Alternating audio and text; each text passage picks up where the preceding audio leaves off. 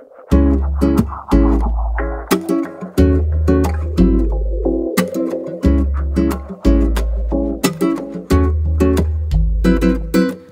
suis venu à ces rencontres internationales pour animer un atelier,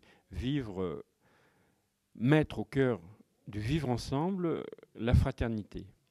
Voilà, donc on a mené un atelier sur la question de la fraternité, qui est vraiment une question extrêmement ouverte, dans la mesure où on doit dire qu'on ne sait pas très bien ce que c'est que la fraternité, et non pas tant ce que c'est en tant qu'idée, mais la mettre en œuvre, la pratiquer, la vivre individuellement et collectivement.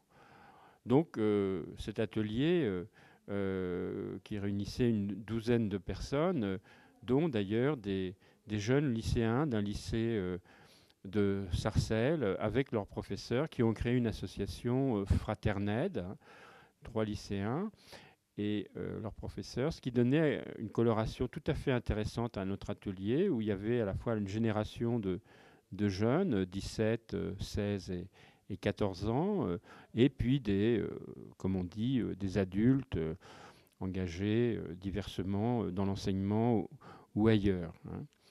Bon, alors, effectivement, on a travaillé ensemble sur qu'est-ce qu'on met, quelles sont nos représentations de la fraternité, mais à titre personnel, parce que la fraternité, justement, le premier piège, c'est que ça serait simplement un mot qu'on prononcerait sans tellement lui donner de contenu.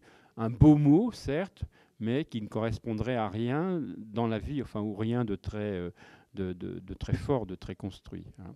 C'est pas non plus un bon sentiment, hein. Ah, la fraternité, etc., qui resterait une émotion, hein.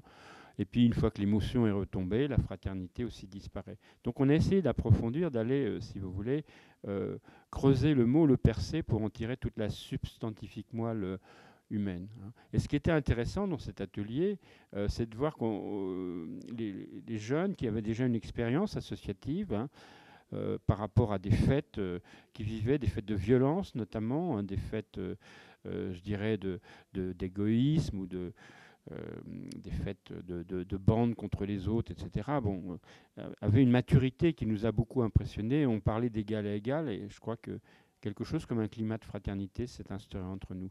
Et je crois que le constat qu'on peut faire, hein, c'est que si la fraternité désigne, je dirais, le plus haut de notre humanité, ou de ce que c'est qu'un être humain, justement, on n'est pas, si vous voulez, encore à cette hauteur-là, hein. Et je dirais que la fraternité, c'est encore un hiéroglyphe qui attend toujours largement ses Champollion. Je dis c'est parce que d'une certaine façon, c'est une œuvre collective, la fraternité, hein.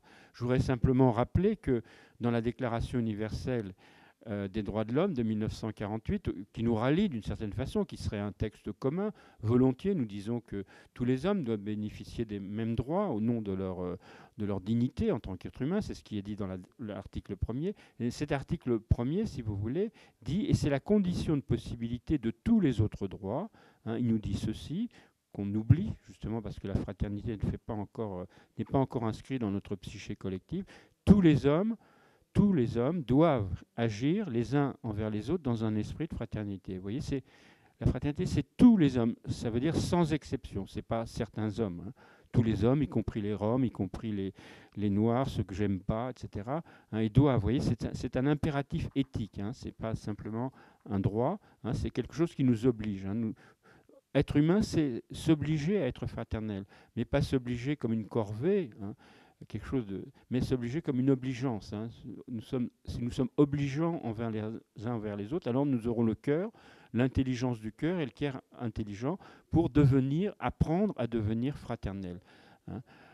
Voilà. Mais ça s'apprend, la fraternité. C'est pour ça qu'on a travaillé sur l'éducation, parce qu'on a en nous des traces extrêmement encore archaïques et barbares, hein, qui sont les traces, si vous voulez, de la peur, du désir de dominer les autres, d'être individualiste, donc d'agir les uns à côté des autres, hein, et non pas, comme le dit la fraternité, avec les autres, par les autres et grâce aux autres, c'est-à-dire de nous enrichir d'une intelligence collective qui serait une intelligence humaine. Hein. Être humain, c'est être fraternel, et être fraternel, c'est être humain. Mais pour cela, il faut le devenir, et c'est tout le travail de l'humanité. Et comme dit Edgar Morin, nous en sommes malheureusement encore, mais il faut le savoir, et puis travailler à partir de là, que dans la préhistoire de notre humanité. Voilà.